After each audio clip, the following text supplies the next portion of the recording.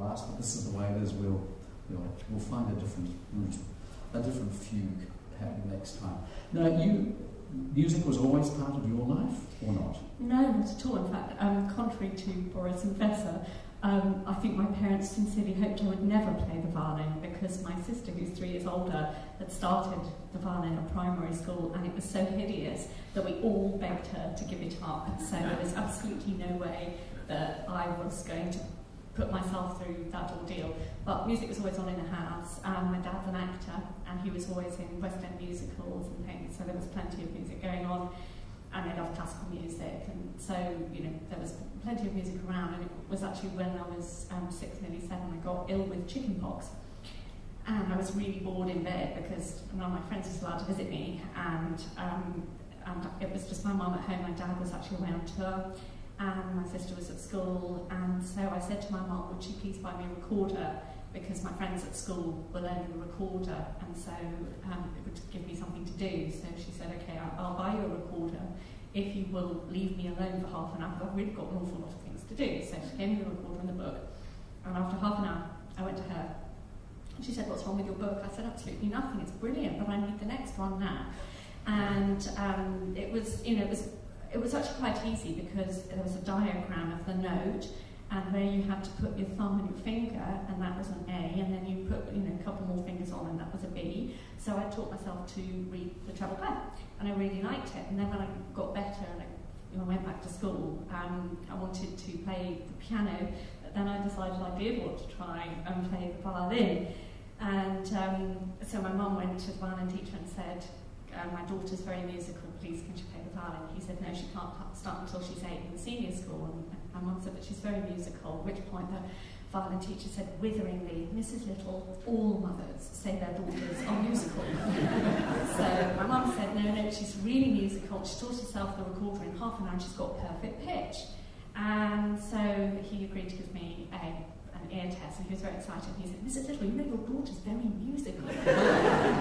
So he agreed to start teaching me, and I got a grand total of 15 minutes violin lessons a week, and then after about 3 months I played something in a concert, and then the local council decided that I was allowed half an hour a week. So it makes me laugh when I think about your 2 hours a day. I was struggling with half an hour a week, but anyway, got there in the end. After about a year, the violin teacher very sweetly said that he really was soon going to not be in a position to teach me anymore, and I needed a bit more professional teaching, so he suggested I went in for a music school. So I went in for the midwife school and got accepted. What a great start, and what a great career. And went on so far from there. We'll hear about that in a minute. Now, Lara, your beginning was in Canada, but you're Canadian. How so, music? Same as these stories you've heard? Different? Pretty different, actually. I started when I was 2 and a half on a 32nd size violin, which is about for a mouse or something. It must have sounded horrible. It was mostly because my brother, who I'm sure most of these folks know, went off one day because my mom was just annoyed at us being underfoot all the time. We were getting on her nerves, and so he goes off and he comes back with a little violin. So I was one of these younger sisters that there's no way my 4-year-old brother was going to have something I didn't. So that's why I started that early. It was pretty preposterous, actually. But things went quite quickly. Like, I played my first concerto when I was 4. Which concerto was that? Not Last Night's Mendelssohn. It was the Bach Double. And who was your co-partner? My brother. Oh. Scott St. John. Yeah, and it is actually a bit weird because my father was a language teacher and a basketball coach, and my mother was a trucker. So there you go. It's not quite the same as circus performance. That's just way cooler. That's so cool. But yeah, it was a big surprise. Actually, it's quite strange. Any other siblings sort of at our level, all of them that we know of have, if almost always, both parents are musicians. So it's pretty weird that our folks were totally not. In fact, my dad used to, sort of play guitar, like old Québécois songs and stuff like that. But since, I think when I was about 3, I started tuning his guitar for him because it was just, man, I couldn't deal. He didn't know how to tune his own guitar.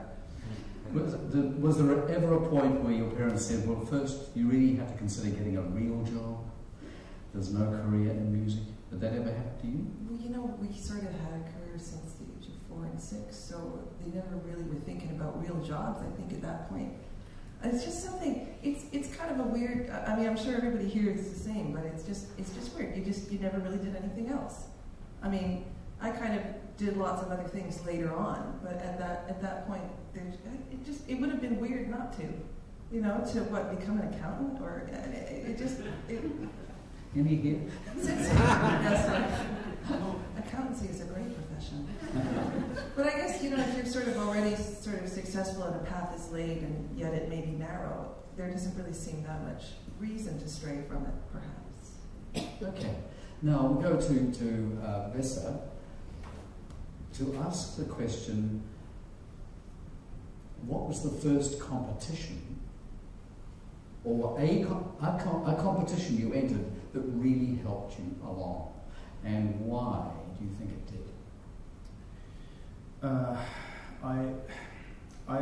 Well, there's a couple of big national violin competitions in Finland.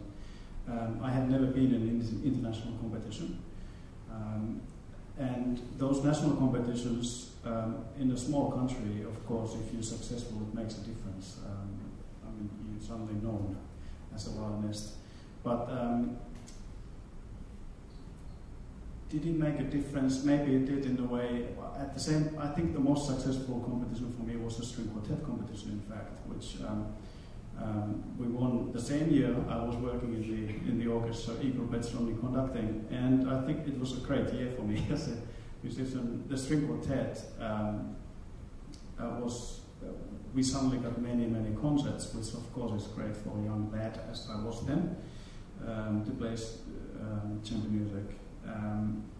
And I think actually that part of that success in the competition made a huge difference. Again, what I became as a musician.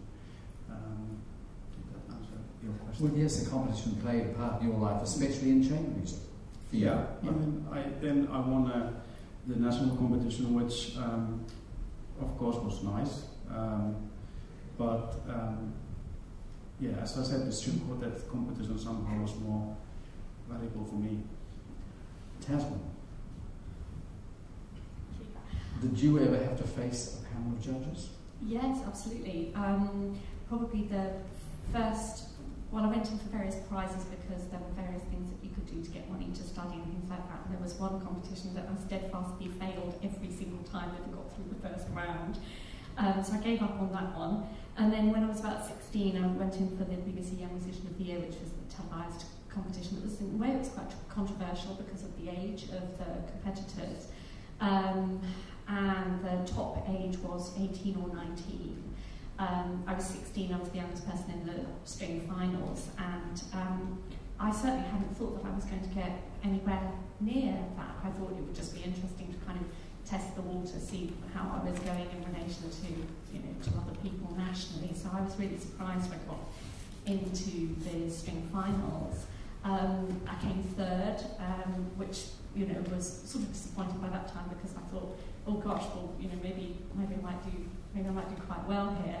But I'm really glad that I didn't do better at that point in time, because I really think one of the things about competitions is that you really have to be ready for whatever the result is going to be.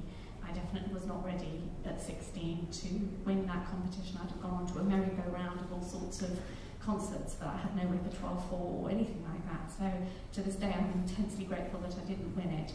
And but it got me sort of into the public domain, and then I was invited to do some concerts. So that was actually really helpful because I didn't win it, therefore I didn't get pushed beyond my capability at that point in time, but I did get given concerts which gave me much needed experience.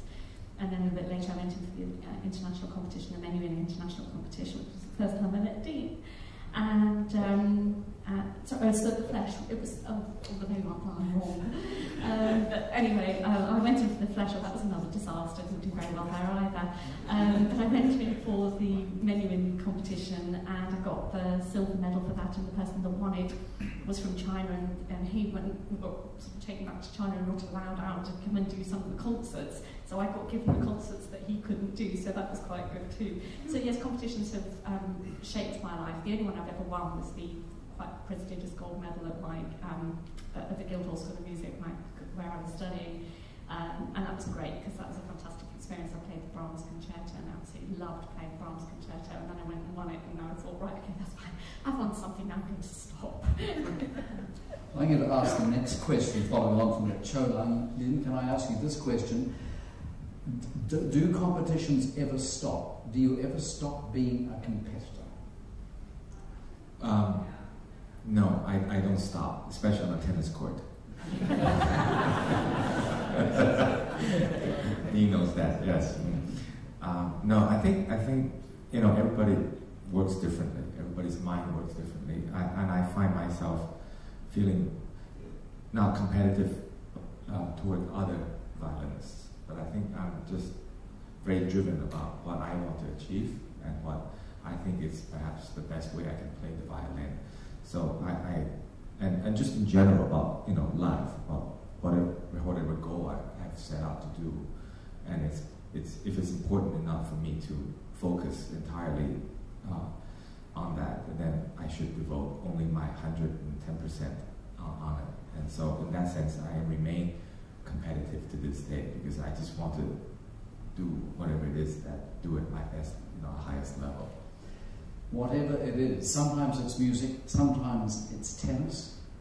What else do you try to balance in your life so you get a balanced life, if that's possible, if you're a professional musician? I don't know. You know, on the tennis court, in the earlier days, I used to get frustrated when I missed shots and stuff. I used to destroy my racket. And then, you know, then I realized perhaps it's not a good thing to do, because if you get used to that, next thing you know, you're trashing your violin. There'll be a lot of regret, and the insurance company probably won't be really happy. But I think it's a general philosophy, you know, Kerry. I mean, I think, you know, those of us who teach, you know, we expect a lot from our students as well, and we want them to do well. But then, you know, how do you sort of back off at a certain point where you think, whatever I would ask myself, I shouldn't ask all my students to do, because they work differently. They have different personalities and, you know, outlooks. So it's a constant adjustment, I think. But that's part of the fun of growing up and learning. Right. Lara, the next question for you. Here comes the microphone. Now, sometimes you need a companion to help you through your music, or to be able to say all the bad things too that you wouldn't say to anything else. You've got a pet iguana, haven't you? I do. Who here has a pet iguana? Now, why a pet iguana? In your apartment in New York, am I right? Yeah, he has his own little jungle in the corner. He's a house iguana, so he just walks around. Hey! A big hand for Mark Kaplan, who just arrived.